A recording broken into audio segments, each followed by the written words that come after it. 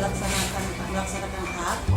Yang kedua, siswa dapat menuliskan pengalamannya melaksanakan hak sebagai Jadi ada dua tujuan pembelajaran. Jadi kalau selama ini kita melakukannya PPKN ya. Kemudian selama ini apa yang menjadi hambatan Ibu yang ada di kelas? hambatan yang saya alami tentunya semenjak masa pandemi ini, sesudah masa pandemi, hambatan itu kurangnya perhatian anak-anak terhadap pelajaran. Kurang fokus ya Bu. Ya. Jadi kira-kira kalau misalnya begitu apa ukuran keberhasilan pembelajaran Ibu di kelas? Yang pertama, anak-anak dapat memahami materi yang diajarkan. Yang kedua, anak-anak lebih bersemangat dalam mengikuti pembelajaran. Dan juga itu anak-anak dapat menerapkan dalam Iya. Jadi kalau untuk semangatnya sama juga seperti saya, tentunya banyak diberikan SBT ya Bu supaya anak-anak lebih semangat. Apalagi pada siang-siang hari itu biasanya anak sudah bosan, berikan SBT ya. Ya. Kemudian kemampuan apa lagi yang dimiliki agar supaya pembelajaran bisa berhasil? tentunya saya sebagai guru, saya ingin membuat anak-anak itu lebih fokus dalam pembelajaran dan kemampuan mereka untuk kemampuan mengelola kelas. Iya, betul. Memang kalau kita tidak bisa mengelola kelas, tentunya anak tidak fokus dalam pembelajaran karena lama ya di kelas. Ya. Kemudian untuk pembelajaran besok, apa saja yang sudah Ibu siapkan untuk materi?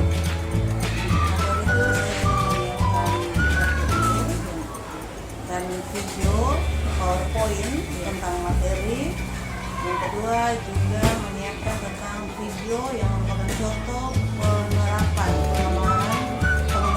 hak dalam pendidikan seperti Memang kalau pakai video anak-anak lebih semangat ya. Ya. Kemudian untuk persiapan besok, dukungan apa saja yang Ibu butuhkan agar supaya pembelajaran itu bisa berhasil? Pertama, saya butuh dukungan dari teman-teman, terutama yang sudah berpengalaman dalam hal ini.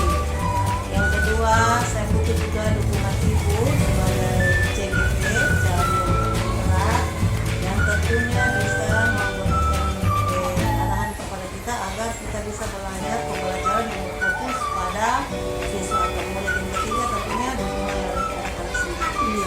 Jadi ada 3 ya Bu, kepala sekolah, sejawat yang sudah punya pengalaman, saya juga sebagai guru dan siswa ya. Iya. Kemudian saya sampaikan di sini dulu poin-poin yang akan saya amati besok dalam pembelajaran yaitu pada saat pendahuluan, kemudian kegiatan inti dan penutup ya. Jadi nanti disiapkan apa yang Ibu bisa sampaikan. Kemudian nanti setelah observasi itu kita akan melakukan lagi percakapan pasca observasi. Ya, jadi kira-kira kapan Ibu bisa kita lakukan? Begini saja, kalau boleh sesudah observasi itu langsung kita lakukan. Ya, jadi langsung saja Bu hadapi ya, supaya tidak tahu apa-apa saja. Ya, baik Ibu, semoga besok bisa sukses pembelajarannya. Silakan mempersiapkan diri. Terima kasih atas Assalamualaikum warahmatullahi wabarakatuh.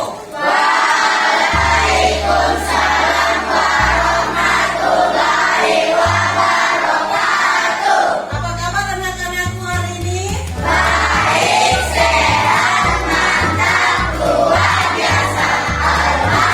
Alhamdulillah. Semoga kesehatan kita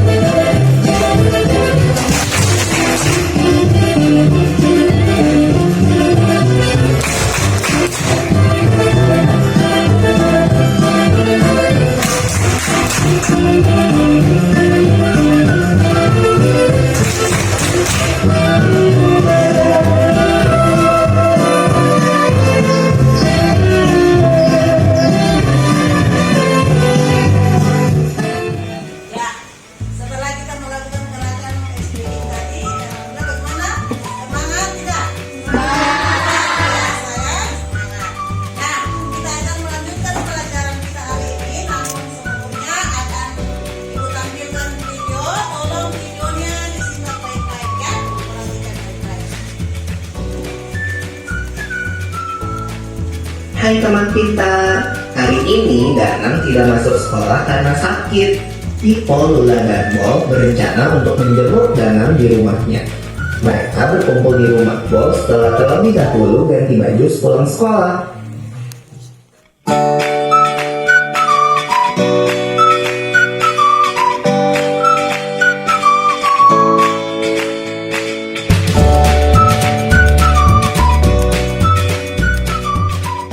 Sudah disimak videonya tadi? Apakah sudah mengerjakan tugas secara konstruktif? Dan tentunya kita dapat menarik kesimpulan dari pelajaran kita hari ini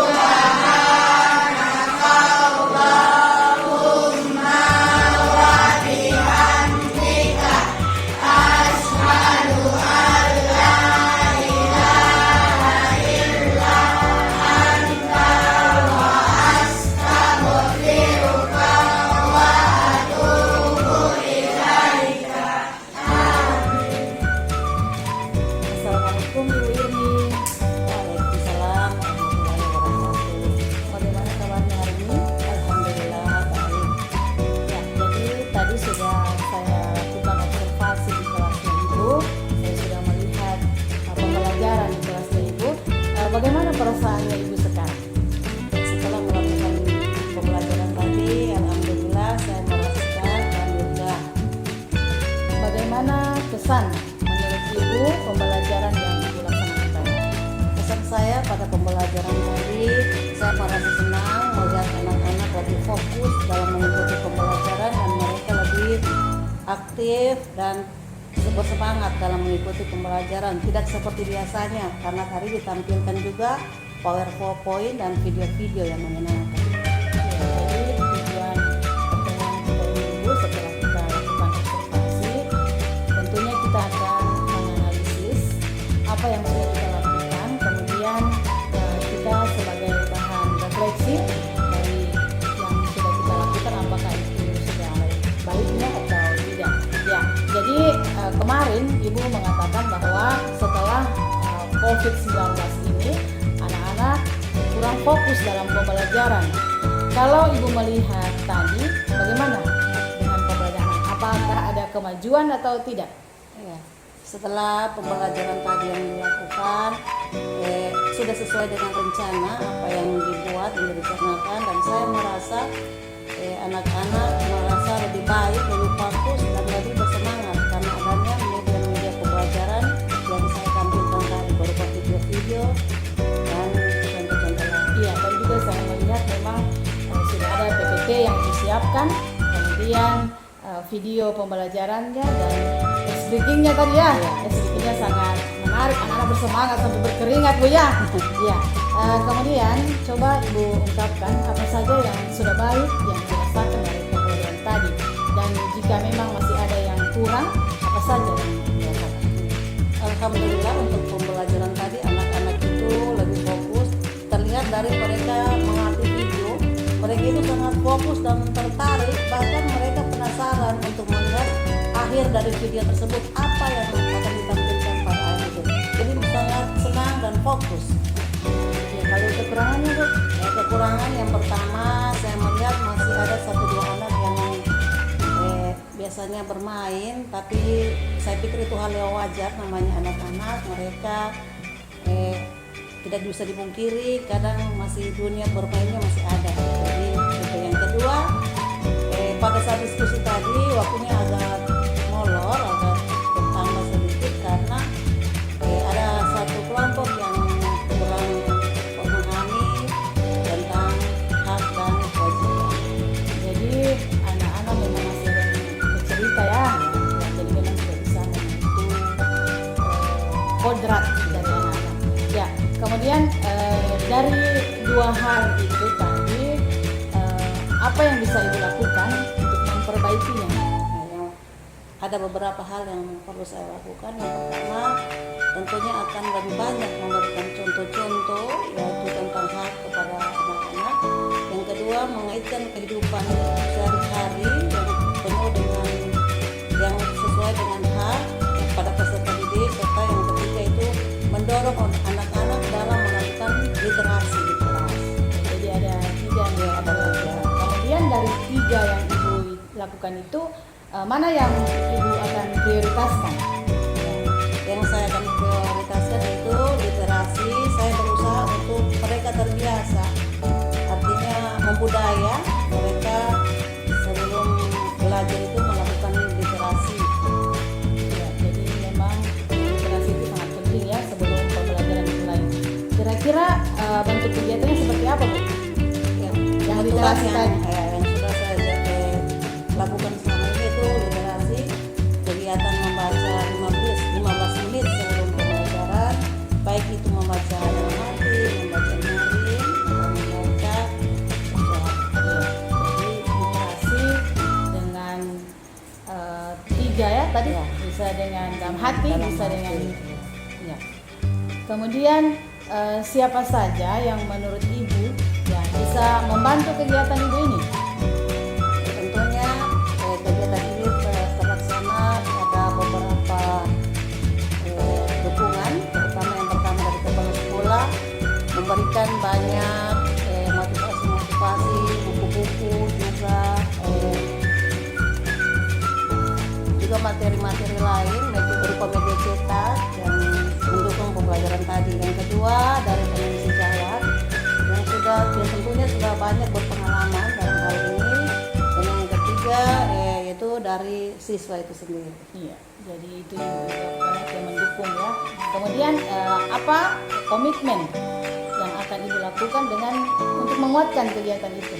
Saya berkomitmen untuk melakukan meningkatkan kegiatan literasi. Jadi selama ini memang literasinya sudah ada, sudah jalan ya, tapi akan ditingkatkan lagi. Ya, kemudian kapan ini bisa Ibu mulai aksinya? Ya. Jadi kalau literasi ini memang seperti saya katakan tadi sudah sering dilaksanakan, tapi saya lagi tingkatkan intensitasnya lagi agar menghasilkan lagi hasil yang lebih bermutu, lebih baik. Iya, tentunya anak-anak bisa yang tadi Bu ya bisa membedakan konsep Ya. antara hak dan Hak dan kewajiban. Ya, jadi terima kasih Ibu atas waktunya hari ini. Tetap semangat mendidik anak-anak bangsa. Kemudian mari kita bersama-sama merubah pembelajaran kita ini. Kita fokus pada pembelajaran yang berpihak pada murid. Tetap semangat Bu ya. Iya, Salam insyaallah. sehat dan bahagia. Terima kasih Bu. Assalamualaikum warahmatullahi wabarakatuh.